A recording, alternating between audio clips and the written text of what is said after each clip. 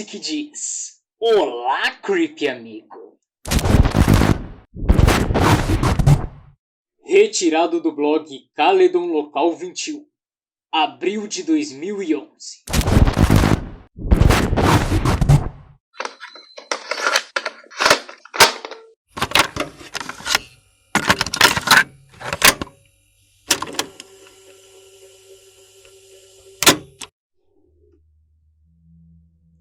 (1999) Eu era apenas um garoto de 5 anos de idade, no jardim de infância. 1999 é um ano que existe como uma mancha em minha mente e, por mais que eu tente esquecer, suas memórias jamais desaparecem. Foi nesta época que eu perdi meu primeiro dente, que andei pela primeira vez em um avião e, infelizmente, perdi precocemente a minha inocência. Tudo começou com aquela velha TV. Pokémon era a última moda na escola. Cartas, jogos e figurinhas, além do mais popular, os programas de televisão. É claro que toda vez que eu chegava da escola, minha vontade era de ficar grudado à tela da televisão até Pokémon começar às 5 horas da tarde. O problema era que o noticiário que meu pai assistia começava às 5h30, e os episódios de Pokémon, é claro, eram sempre duplos, o que significaria que eu perderia um episódio por dia, algo que me deixava completamente desapontado, porque queria falar sobre eles na escola com meus amigos no dia seguinte. Meu pai cansou-se de me ouvir reclamar sobre isso todos os dias e resolveu comprar outra televisão. Meu pai colocou a televisão que tinha comprado no meu quarto, mas infelizmente era uma daquelas televisões bem antigas de tubo e com antenas. Só tinha 20 canais e não incluía o canal que passava Pokémon. Mas eu não me importava, pois eu estava emocionado porque tinha minha própria TV no meu quarto. Depois de navegar pelos canais disponíveis, cheguei à conclusão de que apenas o canal 2, o TVO Kids, valia a pena. E então assisti isso por um tempo. Passados alguns meses, eu descobri o canal 21. No mês de abril, em um dia em que estava folheando os canais tentando ver se encontrava algum que passasse Pokémon, apertei o canal 21, esperando que dentro dele houvessem outros canais. Para minha alegria, haviam. Meu pai ficou surpreso, mas ele me deixou ver, pois todos pareciam ser programas infantis, inofensivos. O canal chamava-se Caledon Local 21, e mais tarde eu descobri que realmente era transmitido na cidade de Caledon, Ontário, no Canadá, uma cidadezinha de pouco mais de 50 mil habitantes, vizinha da cidade onde eu moro. Os programas que eu vi neste canal pareciam mal feitos, e eu nunca entendi o que estava acontecendo na maior parte do tempo. No entanto, eu cresci, e toda vez que eu lembrava daqueles programas, eu os achava ainda mais sem sentidos e confusos, e também me perguntava o que diabos eu estava assistindo afinal. O que descreverei agora é uma lista de programas e episódios que me lembro de ter visto no Caledon 21. Me assusta a riqueza de detalhes em minha memória, mas acho que coisas como estas marcam sua mente. Havia apenas 3 programas no canal, provavelmente porque o canal só funcionava das 4 horas às 21 horas da noite.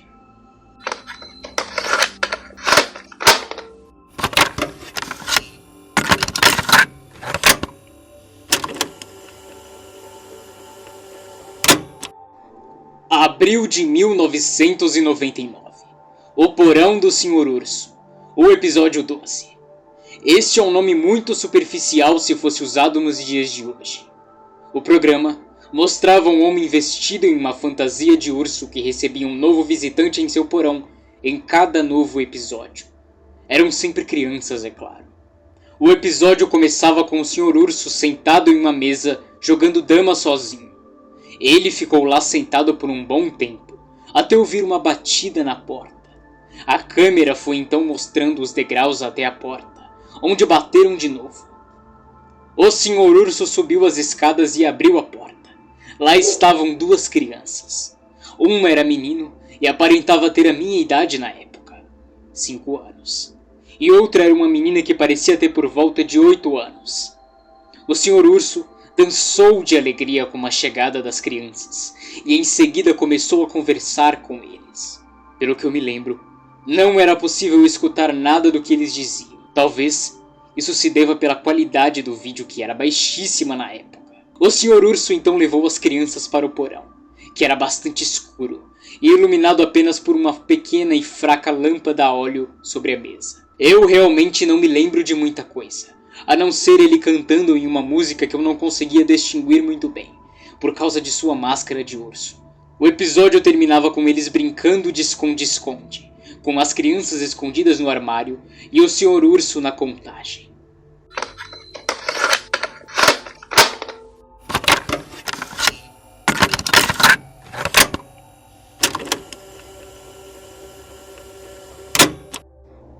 Maio de 1999. Sopa e colher.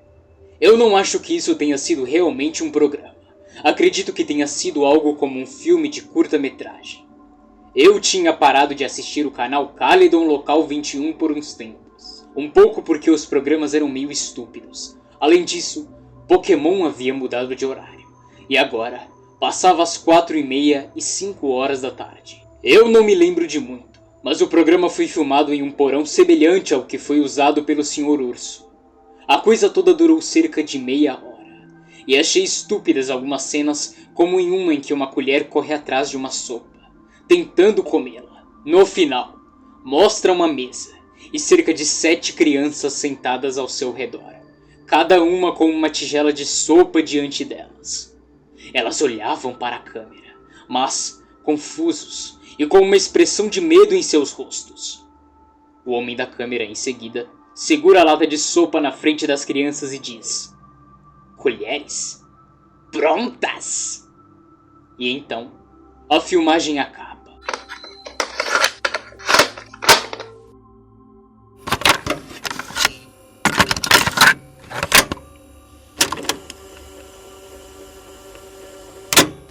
Julho de 1999.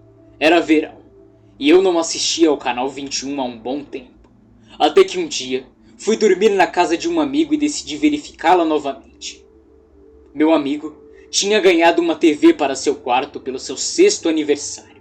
Por isso, ficamos acordados até muito tarde. 9h30, é claro, para nós, naquela época, era muito tarde. Foi quando me lembrei do canal 21. E o mostrei para o meu amigo. Decidimos ver se ainda estava sendo transmitido. E para nossa surpresa, ele ainda estava lá, apenas com um horário diferente da programação. O Porão do Sr. Urso, o episódio 23.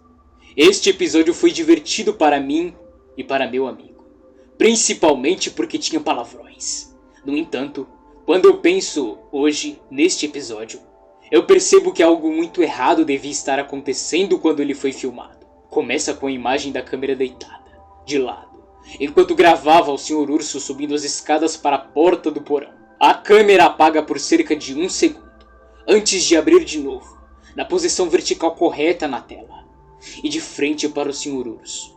Havia também um garoto falando com ele, mas esse garoto parecia ter cerca de 11 ou 12 anos. Ele ficou conversando com o Sr. Urso por um tempo, mas eu não conseguia ouvir muito bem. Novamente, as filmagens eram de baixíssima qualidade. Até que a criança começou a levantar a voz. O garoto estava dizendo que já era tarde, e sua irmã deveria ir para casa. Dava para ouvir as vozes dela no fundo. Ao que o Sr. Urso dizia: "Sai fora, porra! Você não foi convidado!" Com uma voz profunda, abafada pela máscara de urso. Lembro-me de meu amigo e eu olhando um para o outro neste momento e rindo com a menção daquela palavra proibida. Mas o episódio ficou ainda mais estranho. O garoto começou a subir as escadas antes de se virar e dizer que chamaria a polícia. Neste momento, o Sr. Urso começou a correr em direção a ele, que corria e gritava também. A câmera então corta a imagem. E este foi o final do episódio. O canal entrou em uma tela estática pouco tempo depois.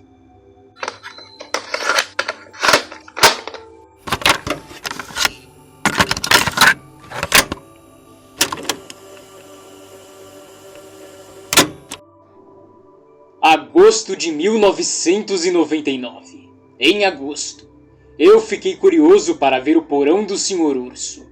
O último episódio que vi era muito estranho e tinha palavrões, o que também me fez pensar que talvez o programa fosse feito para adolescentes. No entanto, eu coloquei no canal para assisti-lo enquanto meu pai estava ocupado. O Porão do Sr. Urso, o episódio 28. Aparentemente, este episódio foi passado na televisão durante todo o mês de agosto. Foi muito estudado pela polícia também. O capítulo inteiro foi apenas o Sr. Urso sentado em uma cadeira falando com a plateia. Olá, crianças. Vocês querem visitar o meu porão? Se você quiser, por favor me escreva uma carta neste endereço. A tela em seguida foi transferida para uma tela toda branca, com letras multicoloridas, contendo o endereço, e assim permaneceu durante todo o resto do episódio. E adivinha o que eu fiz? Eu enviei uma carta para o Sr. Urso. Ou aquele bastardo doente que o representava pedindo as cartas. Eu fiz isso principalmente por curiosidade. Meu pai ficou numa boa quanto a isso, pois ele pensava que era um programa legítimo para crianças, algo inofensivo, já que nunca havia visto nada do que realmente passava no canal 21. Então eu escrevi uma carta com a minha melhor letra, e acho que acabei dizendo que queria muito conhecer o Sr. Urso. Meu pai enviou a carta para o endereço que o Sr. Urso passou durante o programa, e ficou passando durante o dia todo, de qualquer maneira, por alguma razão. Demorou cerca de uma semana para que eu pudesse receber uma resposta. Eu tenho até hoje a carta que recebi em 15 de agosto de 1999. A carta dizia: Querido Elliot, muito obrigado pela sua carta. Eu adoraria ver você aqui no meu porão.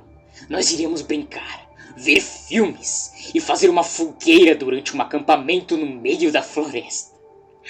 Venha em minha casa, minha criança. Logo mais, o Sr. Urso descreve qual é o seu endereço. Trecho este no qual a polícia censurou. Em Caledon, Ontário, Canadá. Espero muito poder me divertir com você. Com amor, Sr. Urso. Eu não posso acreditar que meu pai nunca encontrou este homem, já que ele me levou até a sua casa. E em seguida é quando a polícia se envolveu, com perguntas intermináveis, fotos de crianças aterrorizadas, florestas e etc. Isso me leva à razão pela qual estou escrevendo este blog. Aquele psicopata e seus amigos ferraram com a vida de algumas pessoas naquela época com aquela merda toda. E parece que agora ele está tentando entrar em contato comigo novamente. E a coisa toda da polícia está voltando à minha mente.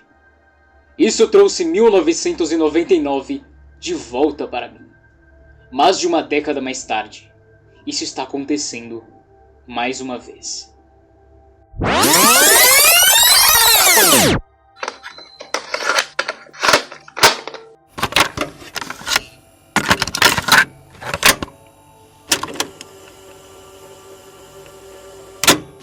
Atualização: 14 de novembro de 2009. As pessoas têm me enviado e-mails perguntando o que realmente me aconteceu no ano de 1999. E eu vou contar. Estes programas de TV estranhos que eu costumava assistir aparentemente foram feitos para atrair crianças para a casa do Sr. Urso, o que depois chocou a cidade inteira. Meu pai realmente me levou até Caledon, seguindo o endereço do Sr. Urso deixado na carta. A casa ficava fora da cidade em um campo aberto, em terras agrícolas. Ainda me lembro daquela casa.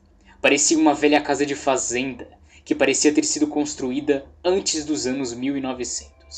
As janelas estavam todas fechadas com tábuas, e tudo parecia estar em ruínas. Como nós caminhamos até a casa, lembro-me de meu pai checando o endereço várias vezes, olhando para a casa com descrença, e então a porta se abriu. Eu esperava que o Sr. Urso estivesse à porta, mas fiquei surpreso ao ver um policial emergir de dentro da porta rangendo. O oficial começou a falar com meu pai, enquanto eu rapidamente perguntei se era a casa do Sr. Urso. O rosto do policial encolheu-se um pouco, e ele murmurou: oh meu Deus. Ele começou a falar em voz baixa com meu pai, e eu não conseguia ouvir.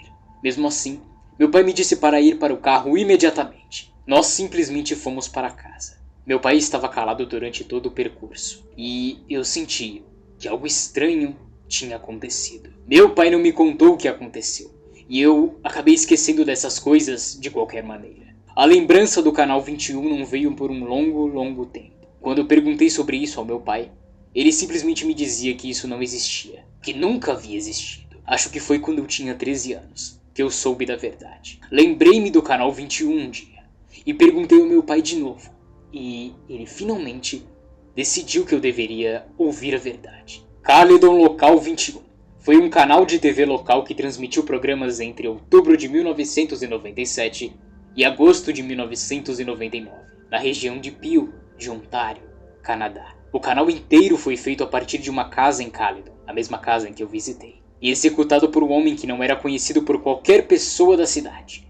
O canal estava disponível apenas para televisores mais antigos, porque o sinal só era alcançado por aquelas velhas antenas de TV, cujas frequências eram menores. O homem criou todos os shows do canal, todos os quais eram espetáculos para crianças. Ele era o Sr. Urso, e ele era o misterioso cinegrafista. A verdadeira razão de ele criar o canal era mais perturbadora do que foi originalmente pensado. Como você deve ter adivinhado, ele sequestrou as crianças e as manteve sob cárcere no porão. Mas enquanto a maioria das pessoas achava que ele era um molestador de crianças em série, ele realmente queria usar as crianças para outra finalidade. No dia em que eu cheguei àquela casa, o homem havia fugido de sua casa na noite anterior, um dia antes da polícia iniciar as investigações. Eu não era o único que estava assistindo.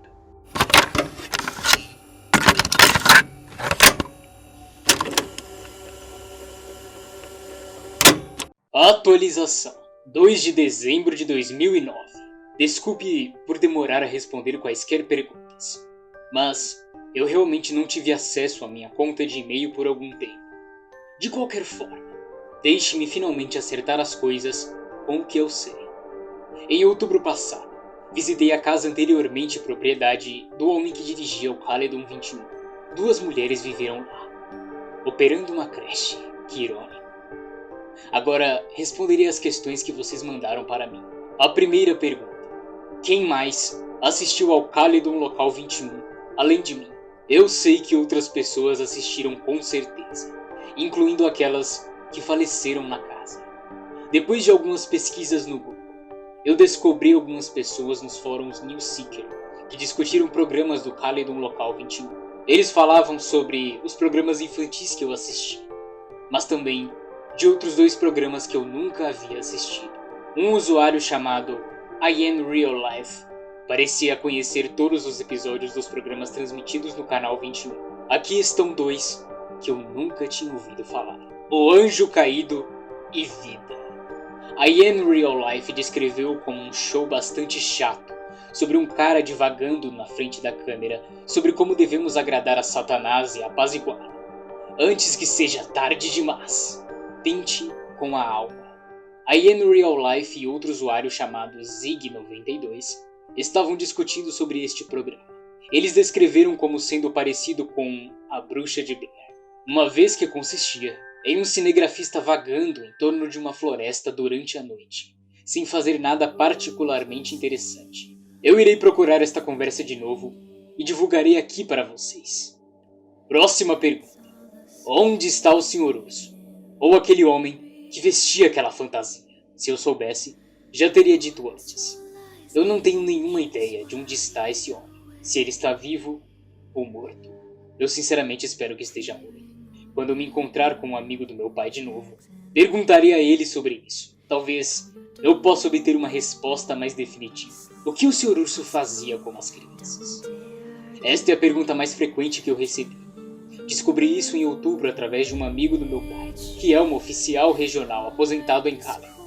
Aparentemente, o homem que vivia o papel do Sr. Urso levava as crianças para fora de casa e para a floresta nas proximidades. O que ele fazia lá, a polícia não sabe exatamente ao certo o que aconteceu. Mas os 16 corpos carbonizados de crianças na idade entre 4 e 13 anos foram encontrados em uma vala com profundidade de aproximadamente 4 metros, dentro da floresta. O amigo de meu pai não quis entrar em detalhes exatos, mas eu o encontrarei na próxima quinta-feira. Então talvez possa adquirir mais informações sobre esse caso. Isso é tudo que eu tenho por agora. Obrigado por manter o interesse no meu blog e na minha jornada. Eu vou tentar reunir o máximo de informações que puder para a próxima postagem. Eu estou realmente muito interessado nesta história e nesse passado. Deve ser o meu direito de finalmente saber o que diabos aconteceu.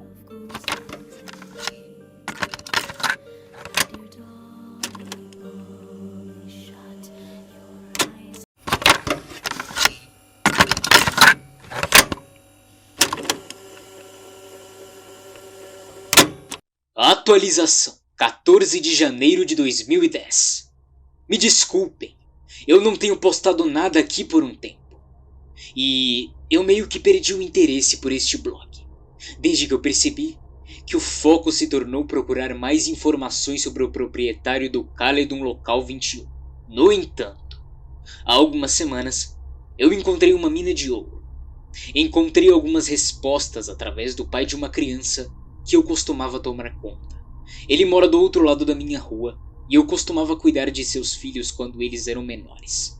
Ele morava perto da mata naquela época, fora da cidade de Caledon, e testemunhou atividades do proprietário do Canal 21 na floresta. Seu nome é Anthony Polo. Quando Polo vivia no pequeno bangalô fora do bosque, costumava se aventurar fumando cigarros de maconha antes de retornar ao seu trabalho como artesão de madeira. Polo descreveu que às vezes ouvia vozes de crianças provenientes das profundezas da floresta, bem como enxergava luzes brilhando a uma grande distância na direção das vozes. Polo me contou que esses eventos começaram no final de 1997, e aqui eu deixo uma breve nota, explicando que este é o mesmo período, como mencionei anteriormente em outras fitas, em que Caledon Local 21 começou a ser exibido. Ele acabou se irritando com os barulhos, ou talvez também tenha ficado intrigado com essas ocorrências e resolveu investigar. Polo descreveu como a cena toda parecia quando ele chegou lá. Havia um grupo de crianças, e ele estimou uma quantidade entre 13 a 17 crianças, com idades entre 5 e 12 anos, reunidos em torno de uma grande fogueira em chamas. Com eles, havia um único adulto. Polo conversou com um homem, observando sua aparência desleixada e incomum, como de um viciado em drogas, e perguntou o que ele estava fazendo na floresta com as crianças.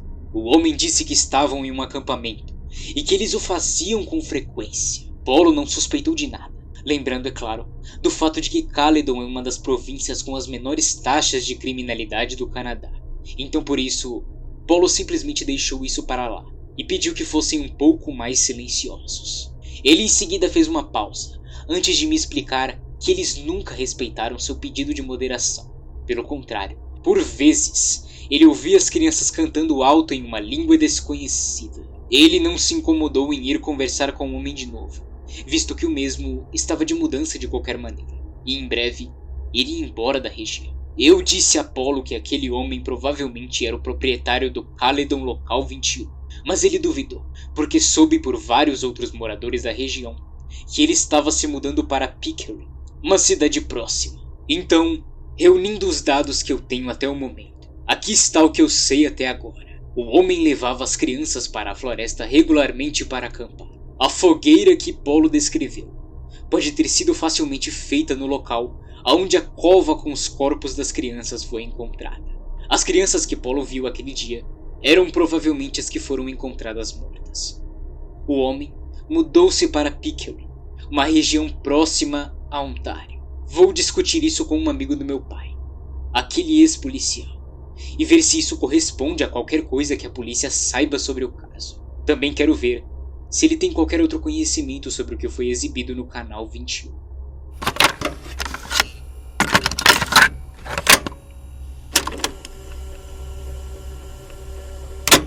Atualização 10 de fevereiro de 2010. Boas notícias, meus amigos. Eu falei com um amigo de meu pai, e ele me revelou um monte de informações relevantes.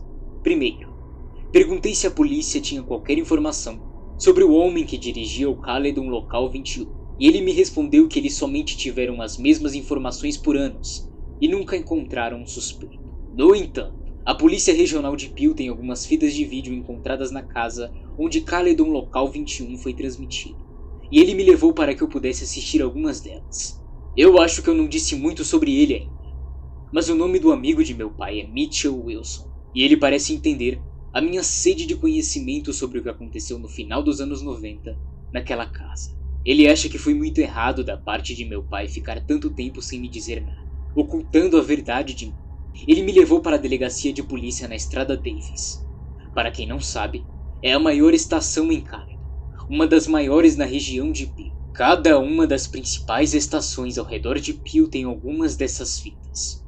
A estação de Davis tem 3. Eu tive que assistir todas elas. Infelizmente, não recebi autorização para levá-las para minha casa, por razões óbvias. O Porão do Sr. Urso, o episódio 25. Quando o administrador da polícia me trouxe estas fitas, eu realmente soltei um "oh merda" e ri um pouco alto demais. É claro, eu ganhei alguns olhares assustados dos oficiais da equipe de polícia à minha volta, mas o Wilson tratou de explicar a eles a minha experiência com o Sr. Urso e sobre eu ainda possuir a carta que ele me enviou. Como nos episódios anteriores, este incluía um homem vestido em um traje, uma fantasia de urso. O capítulo começa com o Sr. Urso gingando até a mesa com uma toalha vermelha com uma garrafa de suco de laranja em suas patas. Na mesa, haviam 16 copos pequenos de uísque, bem como uma garrafa que continha um líquido desconhecido. O Sr. Urso derramou uma quantidade igual de suco de laranja em cada copo antes de abrir a garrafa menor e depositar uma gota do líquido misterioso neles. Em seguida, o urso sai da visão da câmera. Havia sons menores no fundo, e logo, o Sr. Urso volta por trás da câmera. Seguindo, estavam todas as 16 crianças.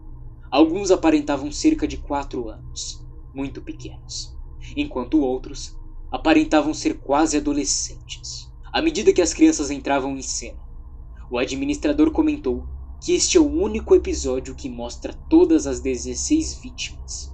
As crianças pareciam todas bastante contentes, exceto uma, que tinha hematomas visíveis no corpo inteiro, e ao contrário das outras crianças, ele tinha uma expressão de medo.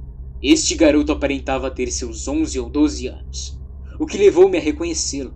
Ele era o garoto que tinha perguntado sobre sua irmã e que, posteriormente, teve um destino desconhecido no episódio 23, que eu assisti em julho de 1999. Quando eu contei isso ao oficial, este confirmou que era sim o mesmo garoto, e que ele também foi destaque no episódio 24, um capítulo que foi ao ar somente uma vez, em julho de 1999, às 3 horas da tarde, e que a polícia ainda não tinha encontrado a fita.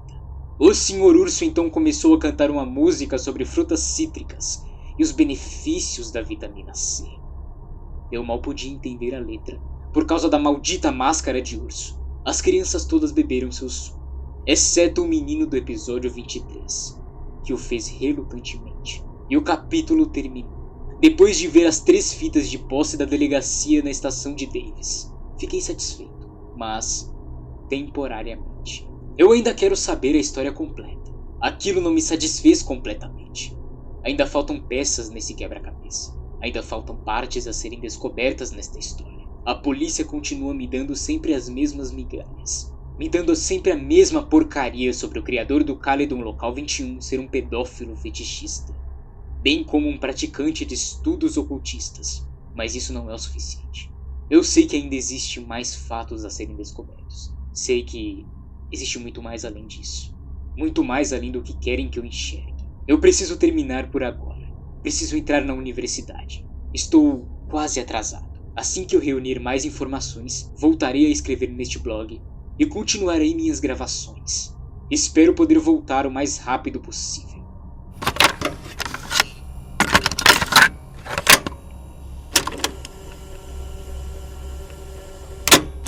Atualização: 8 de maio de 2010. Em 17 de abril, eu finalmente consegui minha licença G2. Em Ontário, Canadá, esta é uma licença que lhe permite conduzir um carro por si mesmo, bem como alguns passageiros após 6 meses. Em outras palavras, eu tirei minha carteira de motorista.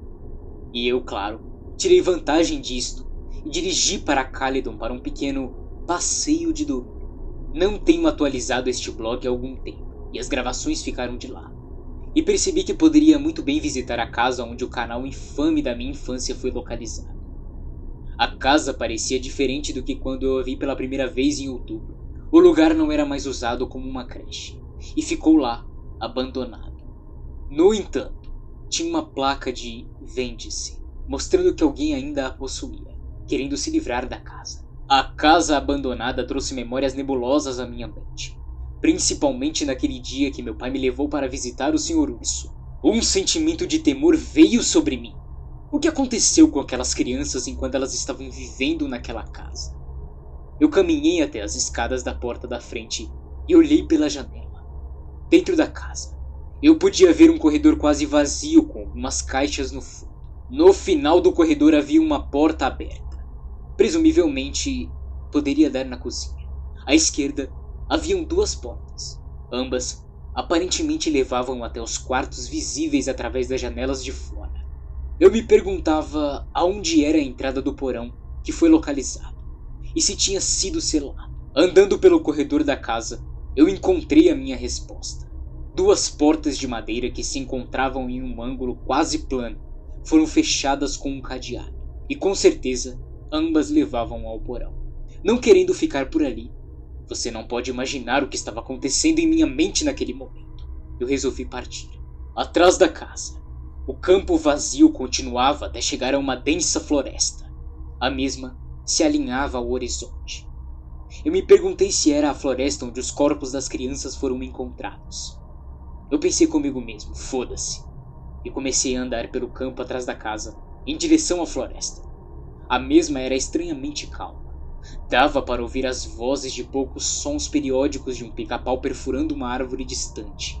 Eu cautelosamente fiz o meu caminho mais fundo no bosque, sem me preocupar com o fato de que eu não tinha ideia de onde estava indo. Eu não sei como explicar isso, mas parecia que havia algo que eu tinha que encontrar.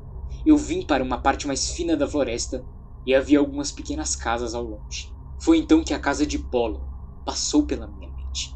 E eu me perguntei se uma dessas casas havia pertencido a ele também. Me aproximei de uma pequena clareira, na qual eu podia ver 3 troncos de árvore adequadamente reunidos em uma espécie de semicírculo, em uma área carbonizada, mostrando que uma pequena fogueira havia sido acesa lá recentemente. Ei, caia fora das nossas terras! Essas palavras quase me causaram um ataque cardíaco. Virei-me para minha esquerda e vi 2 pessoas vestidas com roupas escuras correndo em direção a mim. Meu pensamento inicial foi de correr. No entanto, como eles chegaram mais perto, vi que eram realmente apenas crianças no início da adolescência. Possivelmente 13 ou 14 anos, talvez até 12. À medida que se aproximaram de mim, eles perceberam o meu tamanho. Bem, eu tenho cerca de 1,86, enquanto eles, talvez, não passassem de 1,75. Nós dissemos, cai fora, disse o garoto maior, que vestiu uma camiseta do Slipknot, obviamente intimidado com a minha presença e tentando engrossar a voz. Eu mantive minha posição e dei de ombros. O garoto menor, que usava uma camiseta do Metallica, tirou um canivete e apontou na minha direção. Você não vai querer fazer isso, eu disse em um tom profundo, sério, tentando parecer o mais durão quanto possível. E então eu peguei meu celular. As 2 crianças se retiraram. Aquele com a camiseta do Metallica guardando a faca. Olha cara, nós não gostamos de pessoas em nossas terras. Assim, você pode simplesmente ir, pode ser? Disse aquele que estava com a camiseta do Slipknot. Eu não tinha nada para fazer na floresta de qualquer maneira. Então soltei um, tudo bem. E então, me virei para ir embora. Mas percebi que tinha uma grande oportunidade. E então, atrevi-me a perguntar. Algum de vocês já ouviu falar de um cara que matou um monte de crianças nessa floresta há uns 13 anos atrás? Os 2 se entreolharam em confusão. Mas o de camisa do Metallica respondeu. Sim, todo mundo sabe sobre esse cara. Ele disse pra mim como se eu fosse burro. O garoto de camiseta do Slipknot continuou. Ele ainda vive por aqui, na verdade. Nos esgotos. O amigo do meu irmão mais velho disse que viu ele em uma fantasia de urso uma vez, passeando pela floresta durante a noite. Meus instintos disseram que provavelmente era uma mentira.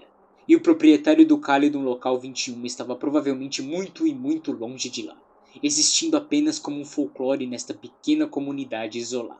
No entanto, como um ser humano, o pensamento do misterioso desconhecido desperta interesse.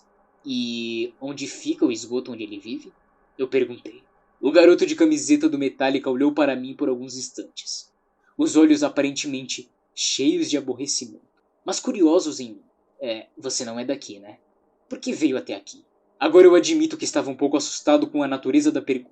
No entanto, eu percebi que poderia muito bem explicar por que estava lá, apenas no caso das pessoas confundirem as minhas intenções. Eu disse aos dois garotos sobre a minha experiência com o homem e Caledon 21, e que eu tinha que vir para talvez procurar algum tipo de encerramento do caso, embora eu mesmo não tivesse certeza.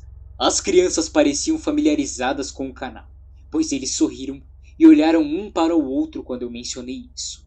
Eles também se tornaram mais compreensivos e me deram uma descrição detalhada sobre como chegar ao bueiro que levava aos esgotos. Pouco depois, eu decidi apenas dar meia volta e retornar para minha casa, deixando as crianças em suas terras. Mas agora, você provavelmente está se perguntando por que eu deixei de ir, já que as crianças me deram detalhes importantes agora. É porque eu escolhi concluir o que eu tenho recolhido até agora. Aqui está o que as crianças me contaram com detalhes. O bueiro está à frente das terras das crianças, na mesma direção em que eu estava indo. A fuga termina em um pequeno rio, onde a água é drenada. Perto dali, há um pequeno parque infantil. As crianças me disseram que raramente as pessoas o usam. O homem supostamente vive no grande tubo que drena a água da chuva. As pessoas têm-lo visto, embora sempre usando uma máscara de urso ou o traje completo. Deixo aqui uma nota agora.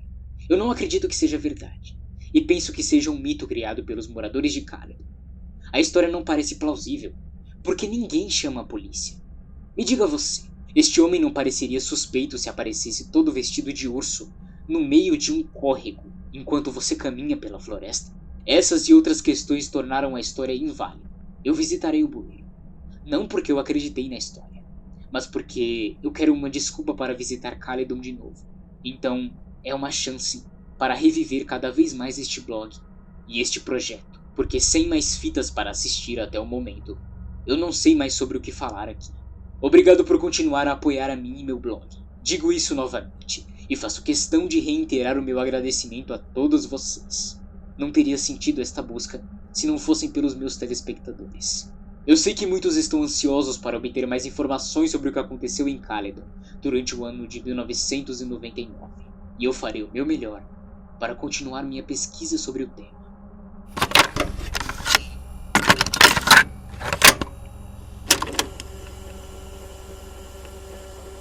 A atualização, 21 de janeiro de 2011. Tem sido um longo ano para mim. A universidade tem me presenteado com muitas noites sem dormir, especialmente depois que me transferi para a capital, que, falando de forma irônica, é o lugar certo para quem quer se divertir. Mas agora, eu estou de volta para a casa de meu pai em Brampton, a cidade em que eu cresci. Eu cheguei em casa no dia 18 de dezembro e fui visitar amigos e familiares. Ou pelo menos, é o que eu preferia ter feito, já que o feriado festivo que eu geralmente tenho neste mês está ausente por enquanto. Para atender às centenas de e-mails e comentários que recebi, sim, eu vi as fitas que Mitchell queria me mostrar. Estas fitas, no entanto, agiram como uma maldição sobre mim. Eu quero saber mais, mas ao mesmo tempo eu quero esquecer de tudo. Só que eu precisava ver estas fitas antes. Não só para mim, mas para todos vocês. Todos vocês que estão intrigados com o meu blog. Ou pelo homem sinistro vestido de urso no meu passado. No entanto, depois de ver estas fitas eu sinto aquele poço de medo dentro de mim mais uma vez. Esse sentimento de saber que todas aquelas crianças naqueles vídeos estão mortas. Que eu poderia ter sido uma daquelas crianças. Que eu poderia estar assim como elas, abaixo de 7 palmos de terra neste momento. E que a humanidade é um lugar escuro, muito escuro. Se você não pulou nenhuma fita até agora, eu espero que não tenha pulado. Eu lhe apresentarei agora novas informações sobre este caso. Na quarta-feira, 1º de janeiro, eu liguei para Mitchell e o perguntei se teria um tempo para que eu passasse por lá para ver as fitas. As coisas estavam bastante lentas na estação por conta de uma tempestade de neve, Mas ele me disse que eu poderia ir lá a qualquer momento do dia. As fitas estavam em um lugar não muito longe de mim. Então, eu enfrentei as estradas lamacentas e os terríveis motoristas de Brandon e fiz meu caminho para a delegacia regional de Peel, localizada no centro da cidade de Bramley. Eu encontrei Mitchell em frente a uma escrivaninha, aonde o mesmo me levou até o segundo andar, em um pequeno escritório que havia nos fundos. Ele instruiu-me a sentar em um banco e esperar enquanto ele corria e pegava as fitas. Antes de deixar o escritório, ele se virou para mim e disse: "Eu sei que você está curioso, mas você tem certeza de que quer fazer isso?" "É claro que sim", eu respondi. Ou pelo menos eu pensava que sim. Além disso, o amigo de Mitchell tinha mexido um monte de pauzinhos para me fazer chegar até lá, e eu não queria decepcionar a ambos. Esta estação em particular teve 2 fitas em mãos. Eu só tinha permissão para assistir a uma delas. No entanto, porque a segunda fita estava extremamente corrompida, danificada o suficiente para não rodar em nenhum tipo de videocassete.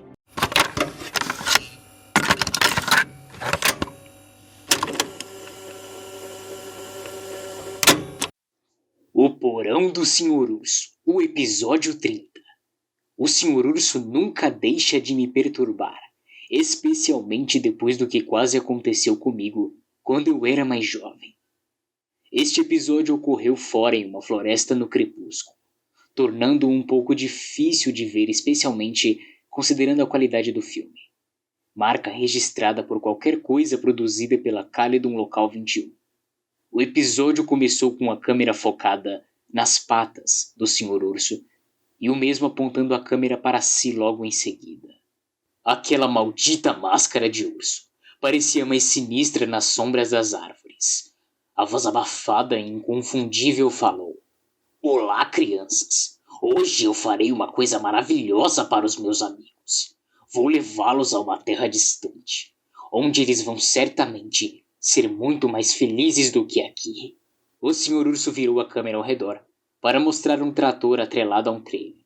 Mas o que mais me chamou a atenção é que neste trailer haviam 7 crianças que encontravam-se paradas lado a lado. "Esta aqui é a primeira carga, mas outras estarão a caminho em breve." O Sr. Urso se virou e apontou a câmera para uma grande lona no chão. E então ele puxou a lona, revelando um grande buraco no chão, que deveria ter aproximadamente 4 metros de profundidade e, igualmente, talvez cerca de 4 metros de largura. O resto do episódio consistiu em o Sr. Urso pegando cada uma das crianças e jogando dentro do buraco. Perguntei a Mitchell se elas já estavam mortas nesse momento, e ele sacudiu a cabeça negativamente em resposta com "ainda não." Logo, todas as crianças estavam no buraco. Algumas estavam em posições incômodas, devido à forma como foram jogadas, mas as mesmas permaneciam inertes. "A vitamina C certamente irá ajudar estas crianças à grande jornada que as espera", disse o Sr. Urso, friamente movendo a câmera para várias garrafas de gasolina ao lado de um arbusto. A câmera fazia zoom nas garrafas enquanto o Sr. Urso cantarolava antes de terminar o episódio.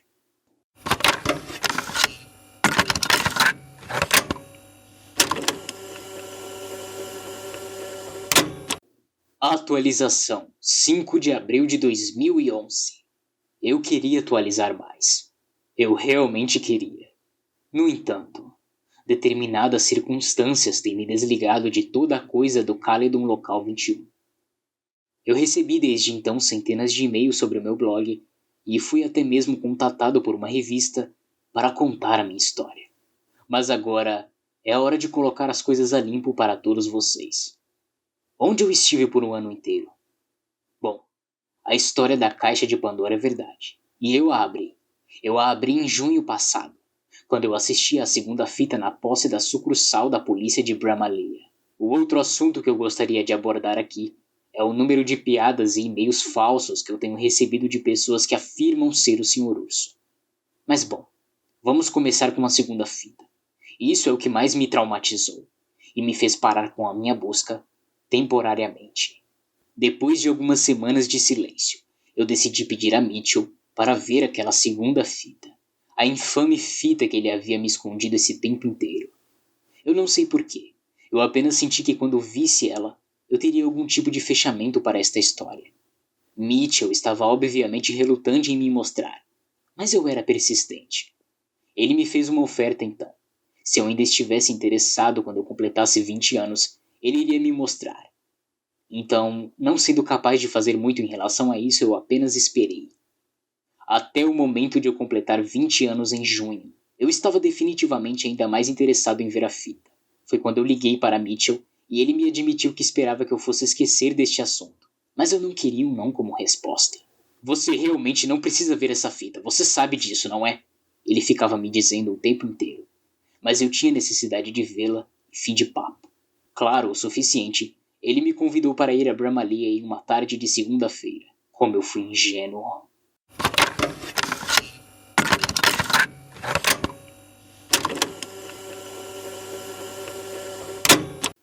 O Porão do Sr. Urso.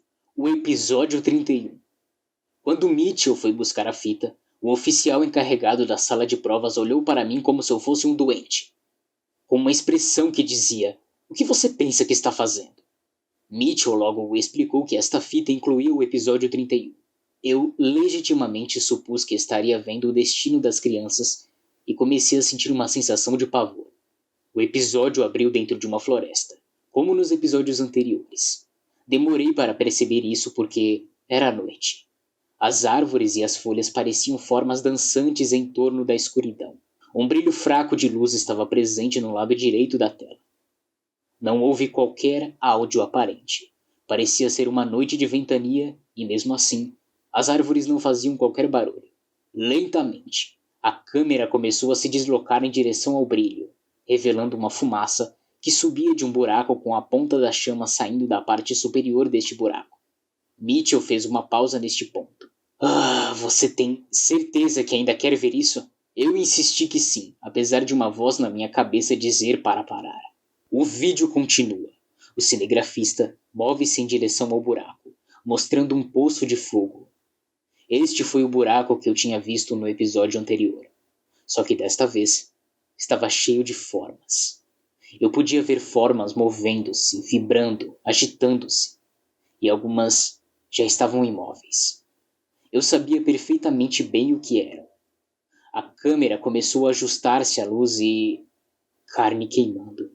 Vermelho, preto, um borrão de movimento e cores surreais. Eu gostaria de poder esquecer o que eu vi. Mas você não pode esquecer uma cena como essa. Este não era um filme de terror. Essa era a realidade. Os seres humanos sendo mortos de maneira horrível. Um destino que eu poderia potencialmente ter vivido também. O vídeo de repente corta para o alvorecer. A câmera posicionada agora está mais longe do buraco. O fogo tinha acabado e, no entanto, ainda havia alguma fumaça fumegante no ar. A figura foi à frente da tela. Eu a reconheci imediatamente. A roupa do Sr. Urso foi colocada no chão. Vazia, ela parecia tão inanimada. A roupa foi colocada em forma de uma cruz. O cinegrafista fez uma volta em torno da roupa, tratando-a como um artefato estimado. Colocado à frente da fantasia, havia um sinal.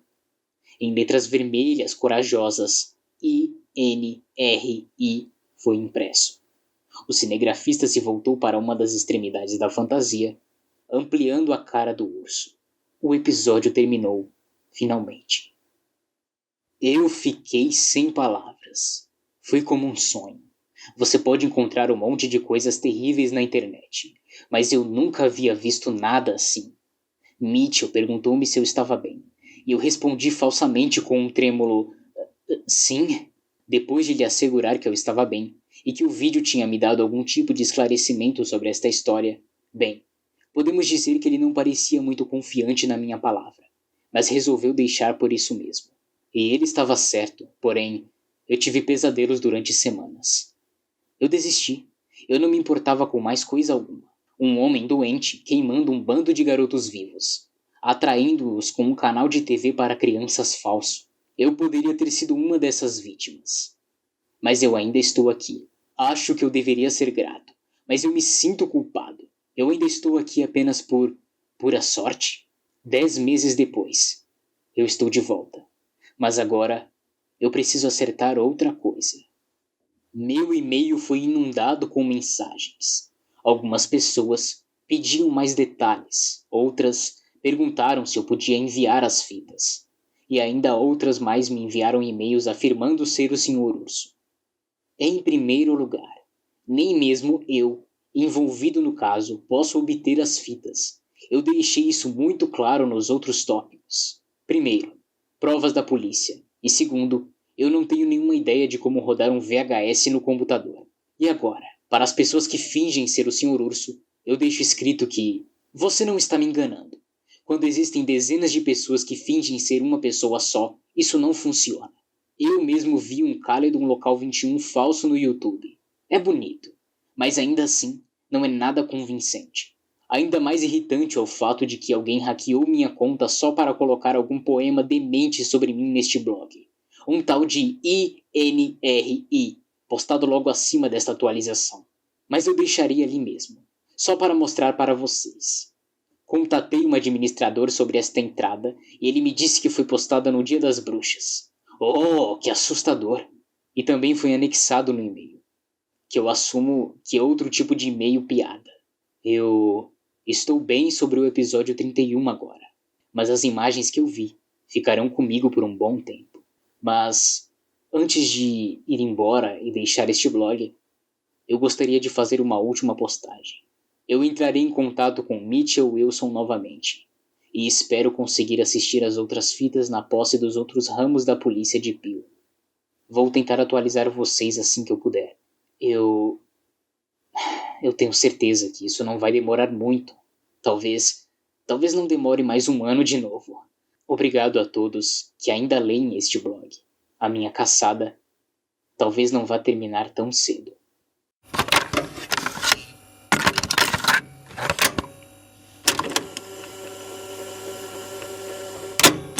A atualização. Data desconhecida. INRI. Era uma vez. Lá vivia um rapaz chamado Elliot. Elliot era um menino inteligente que adorava brincar com seus amigos. Um dia, ele assistiu um programa de televisão sobre um adorável urso e seus pequeninos amigos. As crianças adoravam ajudar uns aos outros como boas crianças fariam. Mas eles também adoravam o Sr. Urso. O urso amava as crianças, uma vez que as crianças eram tão boas com ele quanto com um anjo caído. As crianças e um urso queriam brincar para sempre. Mas o anjo caído precisava de ainda mais ajuda. Por isso as crianças tiveram que fazer um sacrifício final. Porque é isso que os amigos fazem, Elliot. Eles ajudam uns aos outros. Ajude-nos, Elliot. Elliot, grave com a gente, Elliot. Eu quero você, Elliot. Ele quer você, Elliot. Volte para o meu porão. Peço por favor com açúcar de confeiteiro e glacê no topo. Sr. Urso.